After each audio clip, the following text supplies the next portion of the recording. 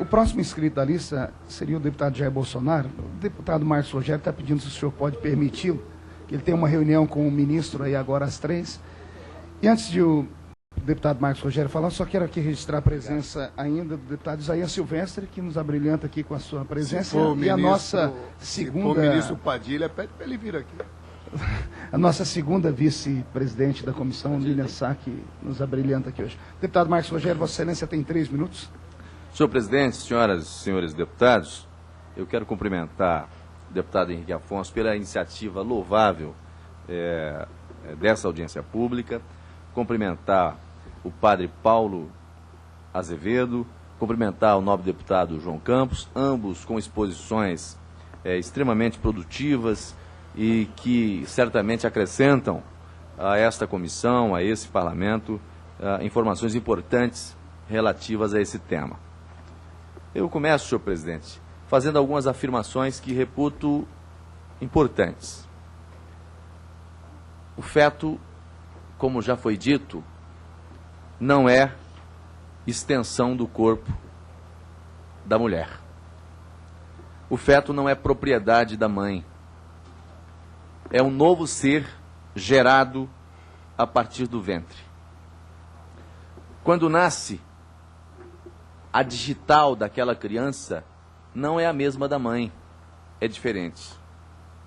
Não há, portanto, que se falar, porque é justamente essa tese que sustenta aqueles que defendem o direito à prática do aborto, não há que se falar em autonomia do corpo no tocante à gravidez, porque não se trata de prolongamento do corpo da mulher à gravidez.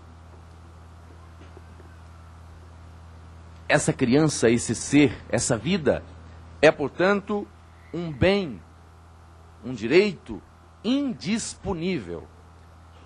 O deputado João Campos falava agora há pouco que há um entendimento por parte da Suprema Corte do país e de alguns juristas e doutrinadores de que a vida só tem a tutela, a proteção a partir do seu nascimento.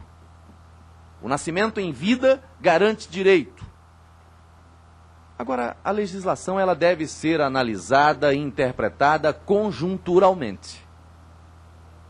Quando nós vamos para o artigo 121 do nosso Código Penal, nós temos a figura do crime de homicídio, matar alguém, pena de 6 a 20 anos.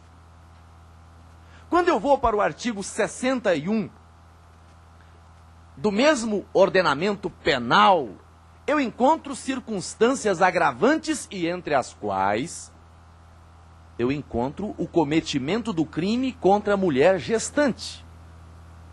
Ora, se a vida carregada no ventre não goza de proteção e direitos, por que se falar em circunstâncias agravante quando da prática do homicídio?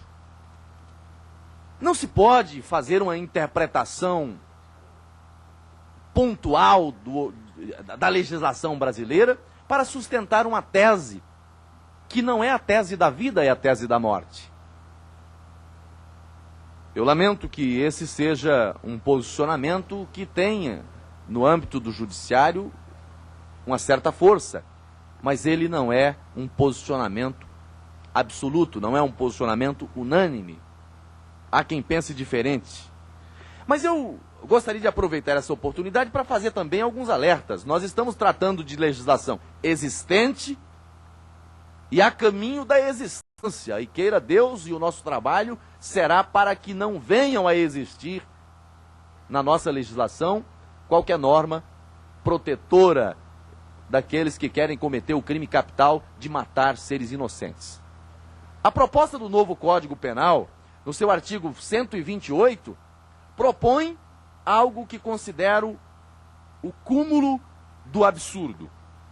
Quando ele diz, textualmente, não há crime de aborto, inciso 4, se por vontade da gestante, até a 12ª semana, ela até a 12ª semana da gestação, quando o médico ou psicólogo constatar que a mulher não apresenta condições psicológicas de arcar com a maternidade. Sabe qual é o critério para se autorizar aqui o aborto legal? O critério é o critério subjetivo presente na relação dos contratos, que é a manifestação de vontade. O critério número 1 para se autorizar o aborto legal pela proposta do novo Código Penal é vontade da gestante. Senhor presidente, será que nós temos condições de ir tão longe? Será que esse é realmente o caminho que o Brasil deve seguir? Eu penso que não. Penso que não. Até porque a vida, como já disse o nobre deputado João Campos, bem fundamentado, com base no artigo 5º da Constituição Federal, a vida é um direito inviolável. A vida é um direito inviolável. Veja, eu não tenho direito de atentar contra a minha própria vida, porque isso é uma violação à lei. Mesmo o suicídio é considerado um ato criminoso, uma contravenção. É ilegal.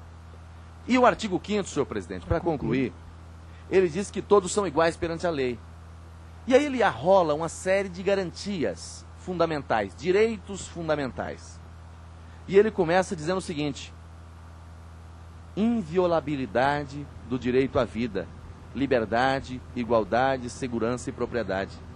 Nós temos aqui alguns direitos, maioria deles relativos, não são absolutos. O direito à liberdade, por mais caro que seja, não é absoluto.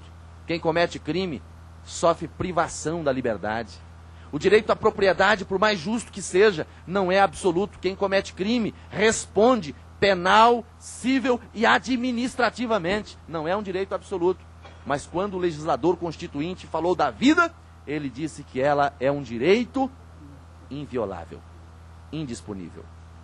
Então, senhor presidente, com todo respeito, nobre deputado João Campos, essa PEC que está aí é um aprimoramento para aqueles que são cegos para o que a norma já diz. Porque mais claro e cristalino do que está aqui só se desenhar.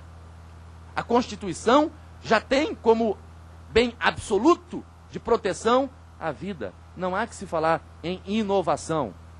O resto é justamente algo que está na contramão daquilo que as pessoas de bem defendem neste país. Eu concluo dizendo que a criança tem o direito de nascer, viver e ser feliz.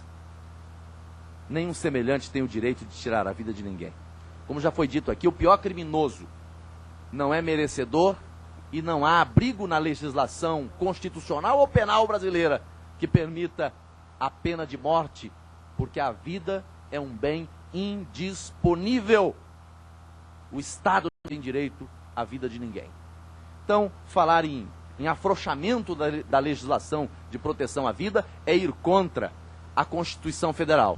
Legalizar o aborto no Brasil significa rasgar a Constituição Federal. Significa sepultar a Constituição Federal. Porque quem garante a vida no país é a nossa Constituição Federal. Agora, fazer isso por intermédio de legislação ordinária, aí é desconsiderar a rigidez da nossa Constituição Federal. Isso é o cúmulo, é uma ação ordinária realmente. Então, eu quero aqui, senhor presidente, concluir dizendo que não é dado a nenhum de nós que ocupamos o parlamento, o lugar onde as leis são discutidas, votadas e aprovadas. Não é dado a nós esse direito, muito menos a qualquer outro poder legislar ou legalizar essa prática nefasta. Nós somos a favor da vida. Agora, o que me chama a atenção, e eu queria, agora sim, concluindo realmente, lamentar, senhor presidente, é o seguinte: que quem defende a legalização do aborto, quem defende a morte de inocentes pela prática do aborto, é justamente aqueles que levantam bandeiras dizendo serem os porta-vozes da defesa dos direitos humanos. É isso que é difícil entender. A incoerência daqueles que dizem estar defendendo direitos humanos e, ao mesmo tempo, com a guilhotina, querendo o direito de matar indefesos e inocentes no país. sim à vida, não ao aborto. Obrigado, Senhor presidente. nobre deputado. Senhor presidente. Nobre deputado Marcos Rogério. Senhor presidente, uma questão de ordem. Pois não, deputado Isaías. Sua questão Está de ordem. sendo realizado esta audiência pública com o requerimento que foi feito nessa comissão pelo deputado Henrique Afonso. E nós estamos notando aqui, eu já cheguei na adiantada da hora por outros compromissos,